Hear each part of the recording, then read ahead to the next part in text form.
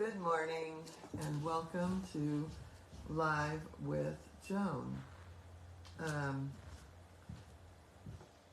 Yeah, it's already quite a year, huh? Oh my God, yeah. I'm going to back up just because my voice, the mic You have a picks loud up. voice.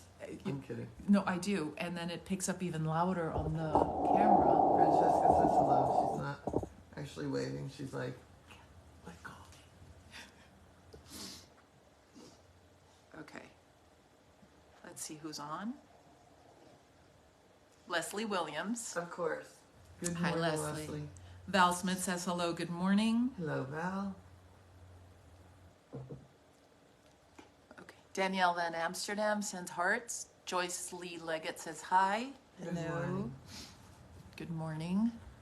Good morning, everyone. I need my coffee. Oh, hi. That's yeah, me. That's loud. You're loud everywhere. I'm kidding. Cassandra says hello. Oh my God, people are just coming on. Good morning. I'm having my Elle O'Brien says, yay, finally showing up in my feed. Hello, all. Okay, Shannon. and here's my cup this morning. Turn it a little bit. There we go. Oh, I love that. Maria gave it to me. Okay. Shannon says, hi to all. Danielle Van Amsterdam says, hello, lovely people. Craig Walker says, hi, all. I'm here in finger challenge today. LOL. Michael Hofferbert says, greetings from the snowy Pacific Good morning, Northwest. Michael, my old friend. I'm putting on Joel and Joan salve. As you can see, I've used it a bit, but I'm having some... Dry. No. It's leash pain. Oh. Yeah. Here you go. Thank you. Yeah. I have the We're leash passing around the CBD. for leash pain because... We're not supposed to say that word. Hemp. Yeah. Yeah, my dog tangled my finger in the leash and took off. Well, I had my finger tangled, and that was in the day we moved, and it's all deformed now. My fingers deformed from an accident with a horse, and then I stupidly put a leash in this hand, a leash in this hand, and then they go two different ways, and we have big wind. Santa Ana's are on. They are. I was going to say on fire. I don't want to use that word. No. Santa Ana's are amped up today. Should we show them that tree? Let's see. What can we show them? It's not that terrible this minute. No, I know exactly. It's that. Yeah. Yeah, we'll show them when it picks up again. Yeah, it'll pick up in a sec. I saw snow driving down the mountain today. Yeah, she had snow at her house. You didn't even see it when I got off the phone with you. It was, Elijah was like, Mom, it looked like a blizzard. Oh, I love that. It was beautiful. I have to admit, I was a little jealous. Well, you can always come up. Yeah. So, just to give you a perspective, Claudia has moved on the other side of those hills. So and you can see our little palm tree out there. So she lives... They're called mountains here, but I'm from Seattle, and so that's not really down. Yeah, Seattle people we would call those hills, but that's a mountain range. Anyway, so she has snow. When I went on the hike the other day, there's snow-capped mountains all around. It's beautiful. It's crazy. Lived in Southern California most of my life, and we drive to the snow, right? It was an adventure, and now it's waking up to snow is a little weird. Yeah, and what's the Pacific Northwest like right now, Michael? Why did I put my phone away? I don't know. Melissa Chandler says, love the cup. Mariana Padilla says, hello. I have to say her name the way I say it, Mariana. Cassandra Cram says, great cup. Yeah.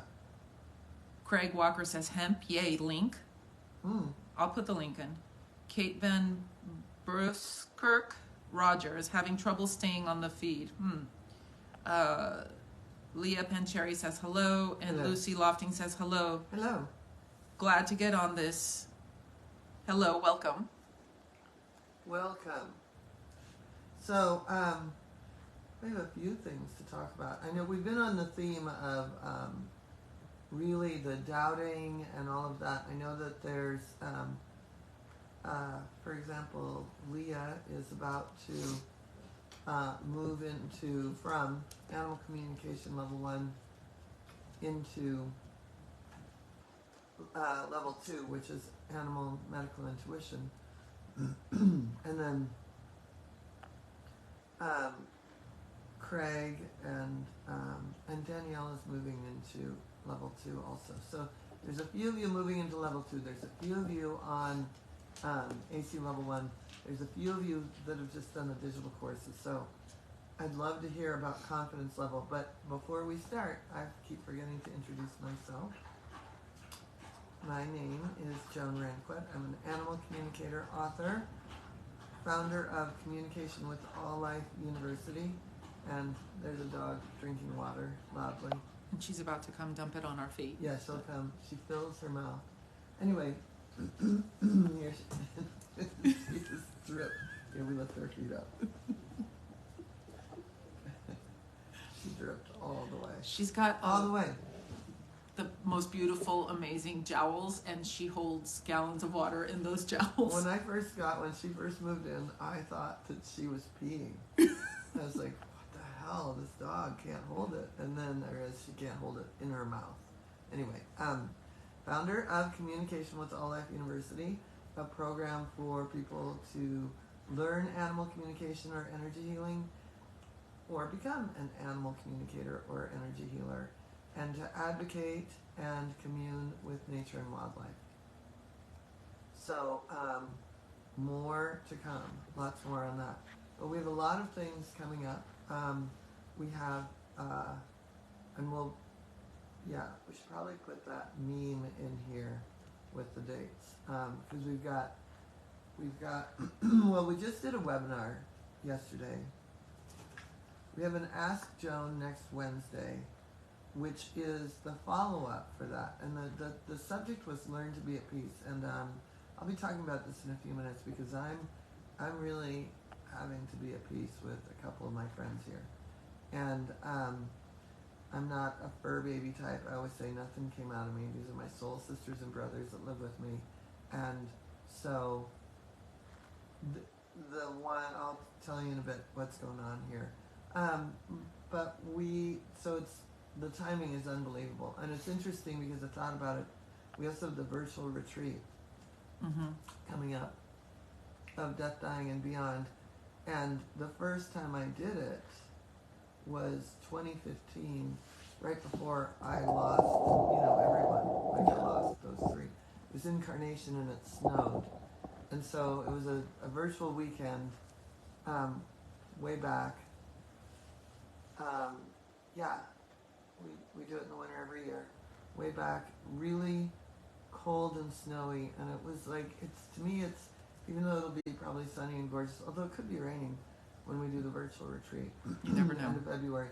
To me, it's like, grab your coffee or tea and put your jammies on, and we're just going to go deep.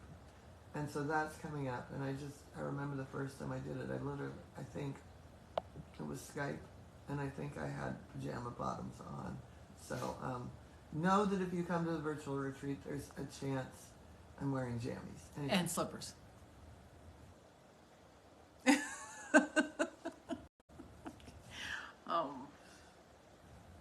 So that's it. I'm going to tell more about. We've also got Animals in Transition 101, which is really, that starts March 1st, and that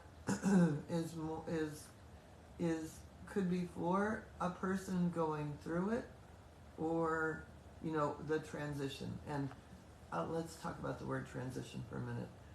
We go through a million transitions, and so what happens, I talk about this in my new book, which I got to read last night because I've got to approve the final. So we go through a million transitions. Even, our dogs and cats, the minute their mom goes away to hunt, if it was a feral cat, or our mom puts us down and if they don't come back right away, So we have these little griefs that start when we're little, and they compound and compound and compound. And so when an animal dies, because they have such a pure spirit, we really move into a space of deep grief. It's almost like it's a safe space for all of that grief to come out. And it's compounded by the fact that then we almost have to do it cloistered because people don't get it, right? Like people can say, oh, it's just a dog, or it's just a cat, or it's just a bird, or it's just a horse. You can get another horse, you know? So it is the idea of the animal communication, Animals in Transition 101 is it could be for anybody, and we'll do things like memorialize our animals, things like that. And we're going to have a lot of healing tools in there. There's going to be special scalars, special scripts around grief for tapping. So it's for the average person, but it's also for the person that really wants to help people in this stage. So that comes up March 1st, I believe. I have to look at the calendar. Yeah, I'm trying to pull up the calendar. So we've got that, and then we have the spring intensive April 14th, right? Yes. Yeah, April 14th. And that is animal communication, EFT, and animal communication and healing in sanctuaries. And that is really fun. So that is, then my book comes out June 20th. And then there's India, which we have to get deposits right away, and the Bahamas for the dolphin trip in June. I used to do trips. Is anyone here? Oh yeah. Hold on. Commenting? Going back. Heidi Ebbets Ensley says hi. Ella O'Brien says, I'm wearing my sleep leggings and slippers, just FYI. Oh, good. Bernadette Spector says, good morning, Joan and Claudia. Good morning, Bernadette. Good morning, Bernadette. Cassandra says, I always get the don't replace them when they are gone from family and friends. I don't think many understand. You can't replace even if you're getting a new friend, but that whole statement makes it seem like our animals are like our animal friends are some sort of trivialized burden. Yeah. Yeah. Yeah, that's another, yeah. Unbelievable what, if you're not one of us, what people will project onto us. Oh.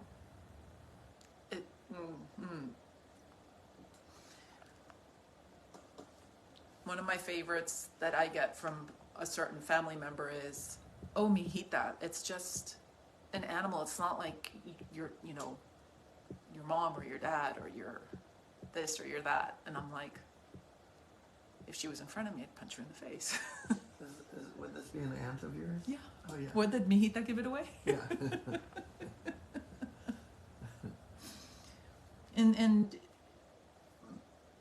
But she did the same thing to herself when she lost her dog. She doesn't feel it's okay to grieve it. And that, that's an interesting thing too, because maybe they don't give themselves permission, or, that's what it is. I mean, so I can have compassion for that. But I know that, there's plenty of us that have had to hide the grief we've had. Not so much now, because we have this community, but it wasn't okay in the 90s like it is now. I mean, I blubbered all over the place like a big crazy person over Pet One, but and Pony Boy, but yeah. It is. In my house, my mom and I, no, we full on. Yeah. Yeah, we full on. That was in my house. It was because my mom and I we were considered the crazy animal people in our family, but which led me here. Yeah.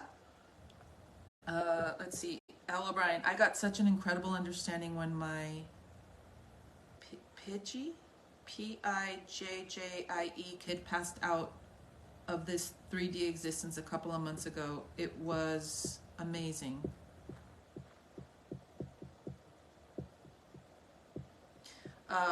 Cassandra says, P.S. If there's a chance to ask a question in this live, I have a time-sensitive one concerning how to know if, when it's the right time. An animal, when you are making an addition, supposed to get one this weekend, is there a primer on this? Would be an addition that is not replacement. Yeah, we can talk about that in a minute. Let's get. I would love that. Ell O'Brien says pigeon, Pidgey. Okay. Oh, yeah. pigeon. Oh, I love pigeons. Me too. Okay. Okay. You telling me I'm supposed to do something now? Yeah, Okay. you're supposed to talk. This is called Live with Joan, not Live with Sit Around and Wait. Well, we can't just.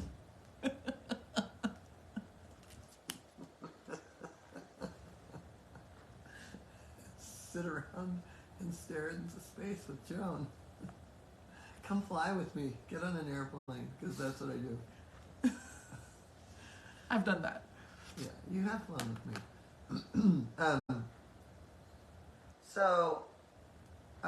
Well, a couple of things I want to talk about. I want to go back to where people are with their confidence level, and I just kind of, did anyone talk about that? Did Leah or anybody? Mm-mm. Or Craig? Mm-mm.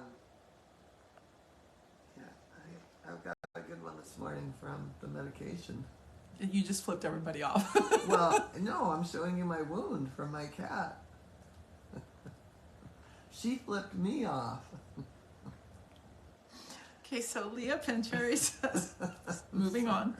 She says, the funny thing about the confidence for me so far is that even with all the doubt, just about everything has been correct or very close. Like seeing what looked like a bowl that was actually more like a frisbee. So there's a lot of learning how I get my information. Yeah, I talk about that all the time because, especially when you get into lost animals, if a cat is hiding by a teepee and you see it and are sure it's a pyramid, then the person's going to walk by the teepee because they're looking for a pyramid if you're so convinced as to what you're seeing. So a lot of times it's great to start with it's triangle shaped. Could be a teepee, could be a pyramid. And then that we both were in tandem. We both, our tummies are going. The minute she gets here, we always talk about lunch. And we talk about lunch before she gets here. So we're already thinking about lunch. But anyway, if you see certain things and you don't commit and convince yourself of what it is, often the person will know exactly what it is and be, take it from there. Like, oh yeah, freak about whatever it is, the frisbee or whatever it is. But eventually, because of the way the classes are structured, because you will look at your piece of paper after 12 weeks and recognize that, oh, I got all of these things. And even with the doubt there, you can still have the doubt, but the confidence starts to rise higher because you've got evidence. Our brain loves evidence. We love evidence. Like, see, I told you, he's a jerk. See, I told you, they have something planned. See, I told you. And especially if you're a Scorpio moon, you go to the oh, I knew they were doing that. Right? So part of the karma of a Scorpio moon is to turn that off and learn to trust. But anyway, I digress. So this is the perfect example of where we have evidence that we're dinglings for thinking we can do this all day long. And we are now creating evidence that we are doing it because we write it down. A lot of times we have an evidence journal because we journaled on our homework, and then eventually as we go into animal communication level 2 and animal communication level 3, when it's big, like you know, some of the things that I've got some good ones I'm bringing into animal communication level 3. I've already got a bunch of animals lined up that are tough cases. And so you'll build up, and you build up evidence that you can do this. So the doubt can stay there. It can't take over.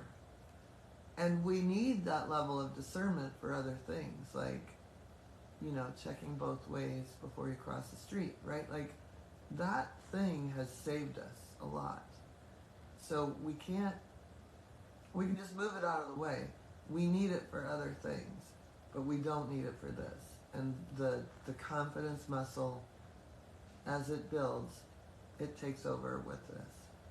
Reminds me of the saying that courage is not the lack of fear, but, right, doing it in spite of the fear.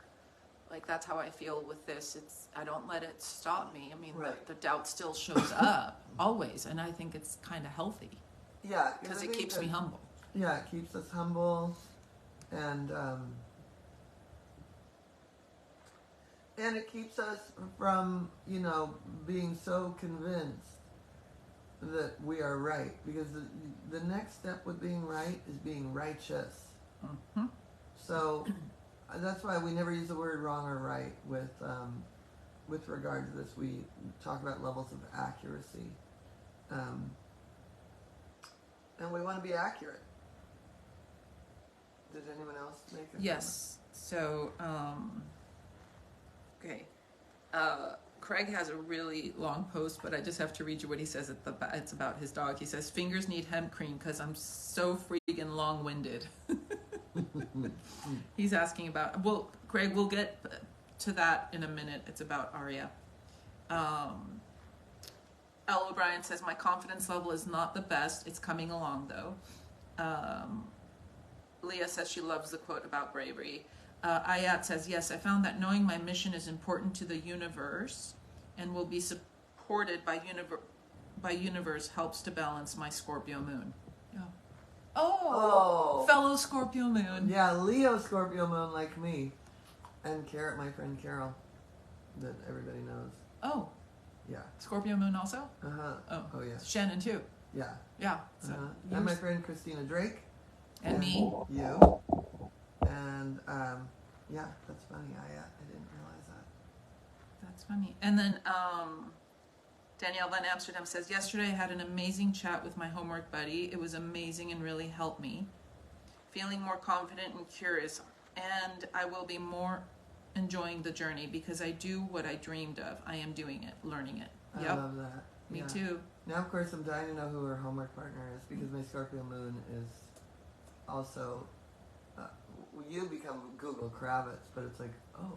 Oh, of course, yeah. Yeah, we love secrets. We got more Scorpio moons. We have Mariana Padilla says Scorpio moon.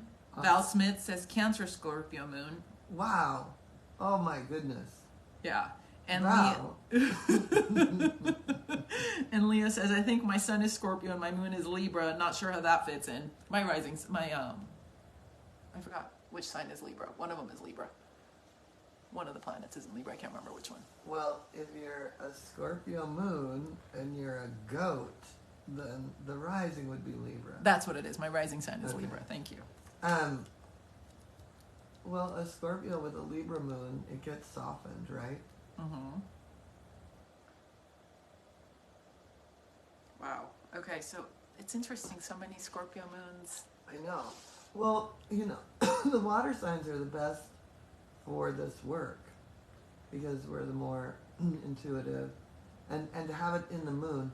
And I know Michael Hoffenberg is a Cancer. Just because I remember. I can remember people's signs and their dogs' names. Oh. But I'll remember your dog's name. I won't remember yours. Thanks.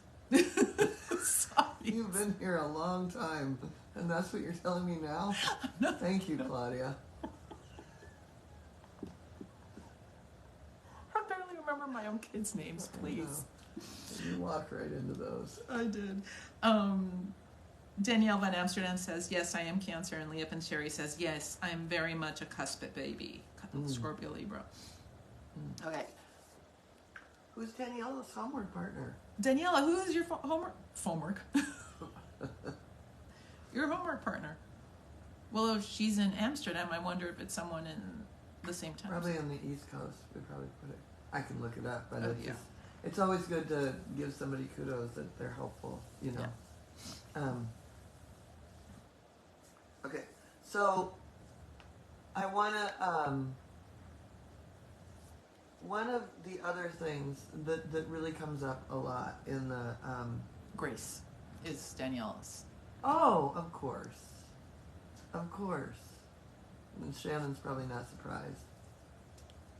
We love Grace. I was just thinking about her this morning. So, and speaking of Grace, that's actually one of the things that comes up in the animal communication, or the Animals in Transition 101, is all of the stages that you're going through. And my cat was diagnosed last week with hyperthyroidism, and it's not good, and she's been declining a lot, and I want to talk about this in a way that's sensitive to her. So when you get to a situation where you're like I am, which is complete strangers will say, I love Buster Keaton, but let me see another picture of Queen Latifah, right? Like, they know my animals. And on the one hand, I love that. But on the other hand, and this is a really weird thing to say, I used to talk with my friend Radley Valentine about this, who does angel readings and what have you. It's like, he would put something out there about one of his dogs being sick. And I always say, I will never, you will know when my animal dies, but you won't know up until then. And I'm going ahead and saying this because I trust you, because it's a real learning lesson right now, and that lesson is I don't want something projected onto her by people feeling sorry for her. And the other thing is, I say this is what I used to say to Radley, I don't know how other people pray. And if you're going to pray in a begging like, oh God, right, like, leave me out of it. Right? And this is a very interesting topic, because I charge people when they say poor baby in class, and then we give the money to some sort of organization like the Gentle Barn or the Gibbons Center, whatever organization we've spent time with our classes, that's who benefits. One year, and I'll tell you where it came out of, we have Diane Garwood. I quoted Diane Garwood last week, and then I saw that she saw the live. And so, Diane, please let us know if you are watching this week, as she usually watches it later. Anyway, Diane was in Shannon's class, and you could hand her a picture of an animal and say, well, yeah, it's a three-legged dog because it had cancer, but it's fine, so go ahead. So we hand each other pictures of animals, right? And Diane would go, oh, poor baby, and then talk to the animal. Then the next animal, oh, it'd be like, this is the animal. Oh, poor baby. I got so like, what are you doing to these pictures? What are you doing? What is that energy doing to these animals, right? So I deal in images. I've been dealing in images since I started doing this. People send me pictures of their animals, and I turn everything off and blow it up into that big screen right there, right? So the animal's there, and I am not going to project something onto the animal. I'm going to see it, he or she or them, as, yeah, because animals now need they're a they. I will see them as completely able and capable of being where they need to be in their journey, and I hold the person as able to contain that. So I never tell people when I've got something going on with one of my animals. I mean, my inner circle knows, the big program people know. But I'm very careful about putting it out there in social media because I want you to hold Francesca where she needs to be in her journey. And that's a big ask for a lot of people because they don't have that kind of spiritual or energetic maturity, if you will. Leah Pancheri says, my mom felt the exact same way when she got sick. I totally get it. And Ella Bryan says, yes, I feel the same about keeping illness private for the same reasons. Me too. Because I don't want anybody feeling sorry for me. Oh, it goes on. Sorry for this. Cassandra. Sorry. My phone does some weird stuff.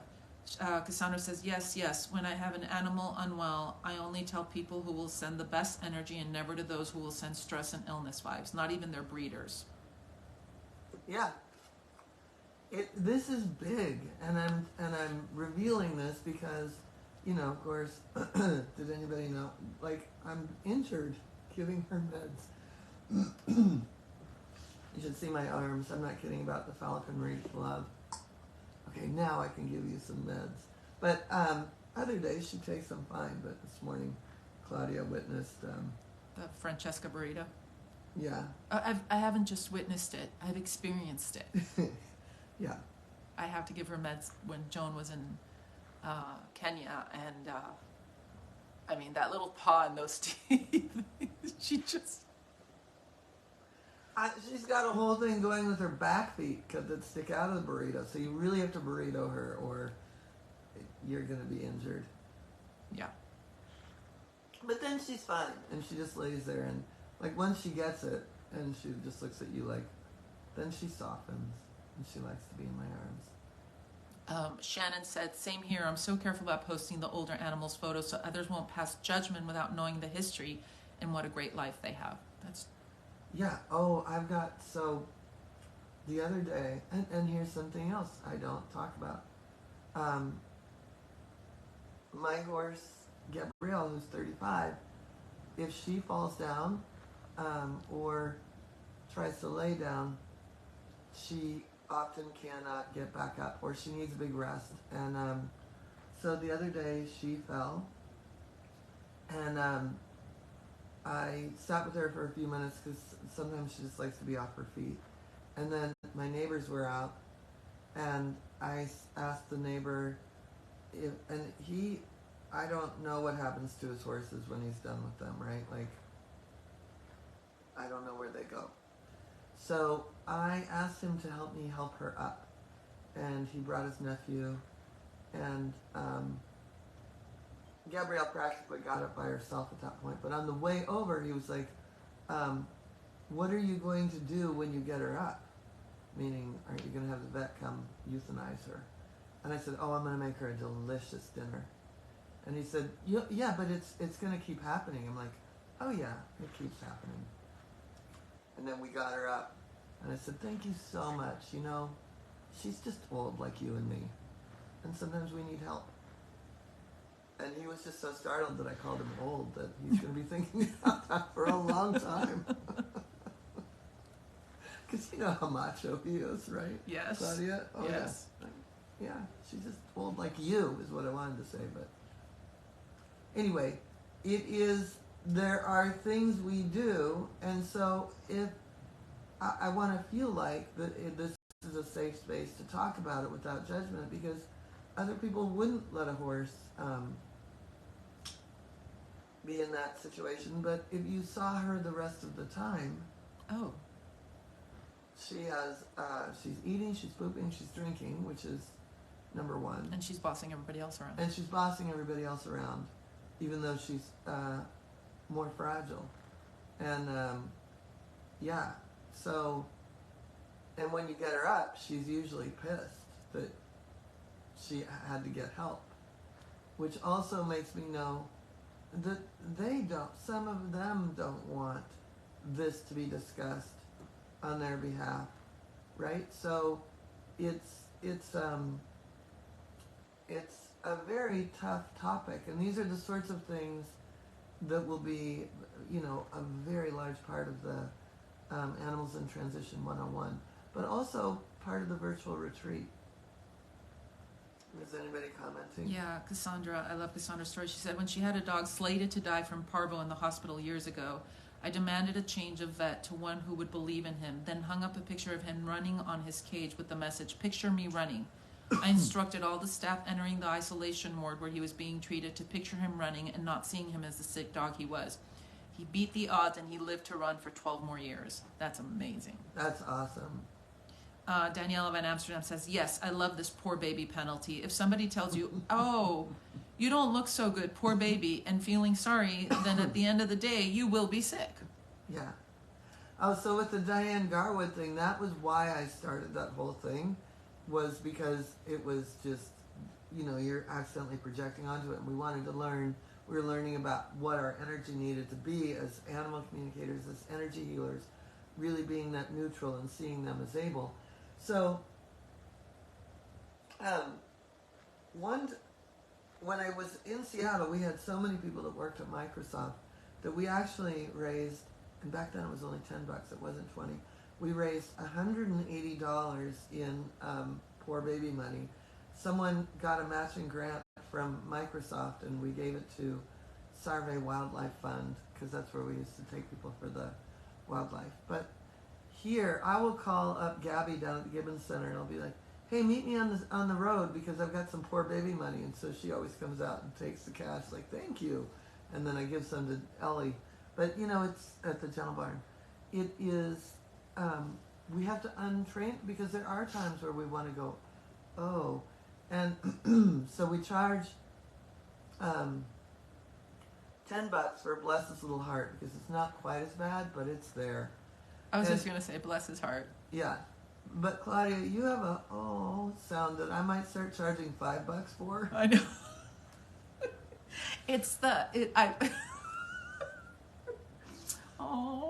Yeah. It's me going, I want to say it so bad, but I'm not going to. So that energy is still there. It's still there. It's still there. And I really trained myself not to have it, because it, again, goes back to what I was talking about, where if we are in our mission and we're doing what we're supposed to do, it's not that we don't have feelings, but we have that detached compassion. And when we have that, we're allowing them to be wherever they need to be. Sometimes they do want us to feel sorry for them, or to feel that little... Barnaby does. Yeah, there are certain beings that do, right? Like there's certain animals that, I wrote about this in my book and I read it last night. So Penelope once came running up the hill and hit this fence post that hadn't been there the day before, because I'd marked off where I want things on the property, right? So she hit this fence post with her hip, and it was loud, and it shocked her, and it was terrible. And so I sat down, and she sat in my lap, and I felt her legs to make sure nothing was broken. And she zipped off with 3 legs. And then I put them in the catio, because I was about to feed them. And I was looking out the kitchen window, and she was walking on all 4s fine. And then I came out, and suddenly she was 3-legged again. So, some of them do play the sympathy card, but you have to know who they are. Yeah, Claudia's... I did not know this story. Oh, yeah. It's a good one. But, sometimes that's what they do. I was seeing this guy when I got Anya, and I'll never forget with his little New York accent. Anya was at a very fancy barn in Seattle, and they were going to give her to me years before, and then my ex-husband didn't want me to have a 3rd horse, and I was trying to maintain the marriage. So, the minute I got divorced, though, I got the horse, and it took a little while, but I'll never forget Ed telling her to remember which leg you got to remember which leg you're lame on, because she had a big price tag if she was not lame. My mom's ex-boyfriend's family dog was limping nonstop, and everybody was like, oh, poor baby, poor baby, poor baby. Oh, look, she's limping. Oh, look, she's limping. They took her to the vet. They couldn't figure out. They had to do exploratory surgery, and the vet's like, there's nothing wrong with her. You should have warned me. That almost spit my coffee out. After the surgery, she never lived again. Yeah, that's what happens. You could get a surgery. Maybe I'll tell Anya that because she's a little off right now. See, I never even tell anyone when my horse is off, but yeah. Ella O'Brien says, I have a sympathy card cat kid, and I had Basenji kid years ago that was the same way. Oh, there are individuals, and you know what it is also, is, well, I have a sister like that. They've grown up with it, right? It's familiar. And when we tap, a lot of times we'll tap on, this is so familiar, right? The EFT tapping, we can take that out of the equation. And I, but yeah, the feeling sorry for them is something that becomes familiar. And so, yeah. Angel Zimmerman, I'm sorry, not Zimmerman, Angel Zerman, I apologize, says, I've always felt uncomfortable with pity comments directed towards me or anyone else. Makes total sense to protect our animals from that energy too. Yeah. Elle O'Brien says, I'm so glad I found you, Joan. You have so many of the same thoughts as I do. I've been looking for someone to learn from for a long time. I know I found the right person. Thank you. Leslie Williams says that's so funny about the yeah. Penelope. She's something else. Craig says, Aria plays the sympathy card a lot. She whimpers at the dog park for no reason and then happily dashes off and away from a dog she's playing with. This rambunctious, energetic Maligator looks back at me pathetically to help her in the car. LOL. That is funny. Yeah, she's a puppy. I think she's like not even 2. But yeah, no, it's if we buy into it, I mean, that's a whole other topic, right? Like, of buying into it. Awesome. But sticking to the whole projection thing, it is very much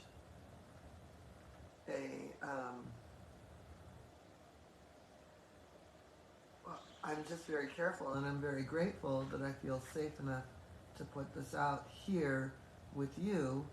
And then I know it's going out to YouTube then, and I just want to ask for those that would feel sorry for an animal, is that your discomfort with their present circumstance, right? Like, I always say that as an animal communicator or an energy healer, our job is basically to get not comfortable, but comfortable with the uncomfortable. And when we feel sorry for someone, first of all, it is all about us. It's my feelings about this. I feel sorry for you. And so then I'm dumping my sympathy on you, but I'm still making it about me. And if I take me out of the equation and am neutral, then that animal has the ability to be whatever it's supposed to be. And I have no idea what that is, right? But I'm going to live in possibility with and for you. And that's where if we got to a world like that, we'd be in world peace. Because we would be seeing the other as possibility and not, I need you to be this. And I want to get to Cassandra because that's a really important one. So, Cassandra, first of all, I know your heart is such that you're not replacing anybody. It would be one thing. My mom replaced a dog once, and I remember I was 12, and Penny, my Scotty, had just been killed by the neighbor. And so she brought home this dog that in my heart, I was 12, and I was like, this isn't fair to Penny, and this isn't fair to this new dog. And I'll never forget that, because we hadn't had the opportunity to grieve, and yet I never said that out loud. So it was hard for me to attach to that dog, and unfortunately, that's very much something that the whole family was experiencing. And but there is an energetic and a spiritual maturity now in me that I know that I'm not replacing something, and I can grieve over here and welcome, right? Like and I know you can do this too, Cassandra. So I don't think there's an appropriate or inappropriate time. I think it's more about balancing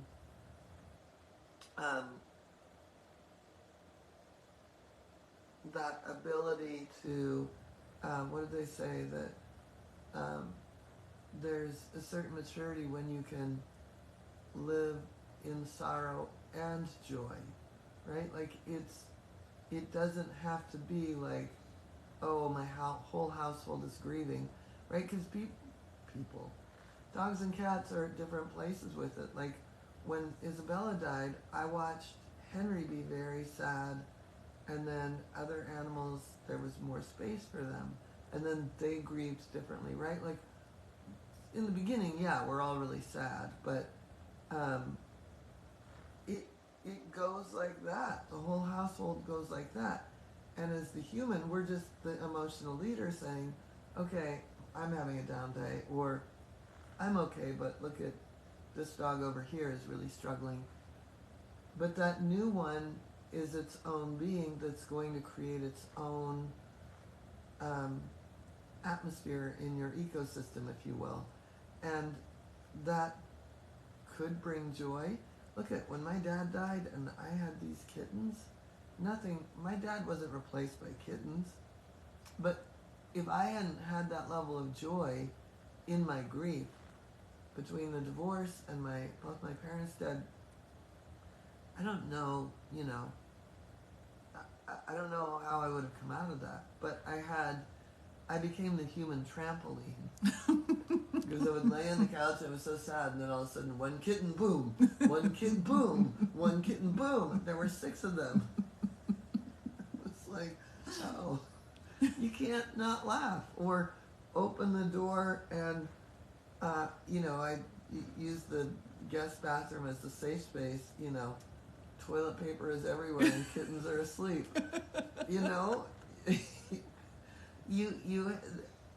Somebody new is going to bring joy. Now, they may be grieving their circumstance as well, so it's a great opportunity to really have a moment of grief with them, let them know it's safe for them to grieve their last household or their circumstance, but allow that joy in. And so I think it's both.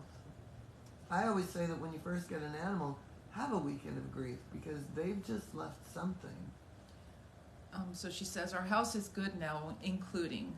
More like, is it the right addition, and will it add the right dynamic, or will it disrupt the peace? That's always the question. It's up to you to create the flow, right? You know what? When I got my mother-in-law's Shih Tzu, you have your brother-in-law's dog. Yeah. When my mother-in-law passed away and I had to fly back to Florida with this little Shih Tzu, and I have my dogs at home, especially Bella, who can be, A tough broad. I was terrified. What happens if she's not a good fit in my house? What if they go after her? And I just thank God for this, honestly, because I visualized the outcome that I wanted. Yeah. And I walked in the door, I introduced him outside on leash, and then we walked in the door, and it's like Shayna has been part of the pack forever. And the same thing happened when my brother-in-law had his surgery. I had to bring his dog to take care of him. And again, visualized the outcome and created the safe spaces and the management. And he's leaving today. He's going back to my brother-in-law today, but he's part of the pack. So I understand, Cassandra, because I was terrified of including a new dog into the house with a very tough broad. Yeah, and I had the same thing with Delilah had been best friends with Olivia and Isabella. She lost both of them. She and Abby bonded like nothing else. And I brought Penelope in, and the there was disruption, and they are. I call them my puppy pack. There isn't an adult in the group, No, and they have. How much fun do my three dogs have together? Oh my God! I mean, yeah, it's the cutest thing ever watching them. So, is it going to be a disruption? Yes. And that's an old improv thing. Yes, and that doesn't have to be bad. That just is what you know now. Is what you know now. This will be different, and that I think a lot about that, right? In terms of even bringing another horse in. This is so good, but I also know that when Gabrielle goes, Anya could want to leave the planet also, and so I've been like, do I get a donkey? Do I, you know what I mean? But I've got peace down there right now. Yeah, that's always the question, but I think I just feel like this, you're gonna make it great for all of them. Yes, Claudia, this is helpful because I have fears of my females becoming aggressive with each other, and this doesn't have to be. A friend of mine just had one of her Salukis kill my dog's sister, and it is hard to get this out of my mind. Oh, I hear you. I understand that. That's terrifying. And here's the other part, Cassandra, and for those of you in this, we have a tribe that we can reach out to. We have the resources. If you're having a situation, the good news is that you belong to this school, and you know, if there was only a class that you could bring the animals to where they can be. Yeah, weird. So I'm booking dogs and cats for behavior and dynamics. Yeah, behavior, dynamics, and relationships. That AC level 3. And I just want to add one more thing: is that I my fear wasn't unfounded because I had to give a dog up because of a dynamic in my house. That's what led me to that's what led me down this path. So yeah, and here's another thing that I would say: if you look at almost any culture out in the wild, whether it's elephants or dolphins or wolves, the females work together. So I went to a girls' school most of my life, Forest Ridge, Catholic girls' school, until I got kicked out for another life. And then I went to a women's college, right? And what is most of this group? It's almost all women. So I always work on the premise with my dogs that we are cooperative, collaborative, co-creative, co-mischief makers. Like it's the cohesive, it's the coherent, it's the we're working together, and occasionally there's a scuffle over food or this or that, but for the most part, it's unbelievable. It's the puppy pack. It's the puppy pack. All right, so I have to wrap it up. Yeah, she said, I am signing up for the whole tribe. Yes. Yes. And then Shannon said, I worked through some difficult mismatch of personalities of my last 2 dogs who used to fight each other really bad. And with the help of this work and a really great trainer, we live happily ever after for the rest of both of our lives. Yeah. Both of their lives. Yeah. Yeah, Shannon had graduated, and we did the animals. She came to the advanced animal communication, and yeah, I mean, we have tools, and you're the leader, Cassandra, the emotional leader. You know, it doesn't mean you have to be like alpha. It just means I'm navigating this ecosystem, this morphic resonance, and I want it to be resonant with and for each other. So, all right, so we've got the Ask Joan next week, where you can ask me anything about death and dying and beyond. It's not readings, but it is about this work. We've got the virtual retreat coming up, which I'm sure Shannon's put the dates in. If you have any questions about joining the program, also, we're announcing tomorrow that the prices are, we said the prices were going up, but they really are going up February 15th. So that is something, if you can book a call with Shannon, if you're interested in anything. If you just want to do AC level 1 next fall and you want the pricing now, book a call with Shannon by the 15th and get started. So we've got lots of really great things coming up, and we hope to see you in some of them or all of them. And you can get on a call with Shannon. And it's not too soon to start thinking about the spring intensive. Right? Michael Hofferberg, why aren't you coming down? Anyway, there are plenty of... Yeah, Shannon just put in there, the Death and Dying Retreat is February 24th and 25th, and to book a call with her, please email info@joanranquet.com. Yeah, so we have lots of fun things coming up. All right, everybody. See you soon. Bye. Bye.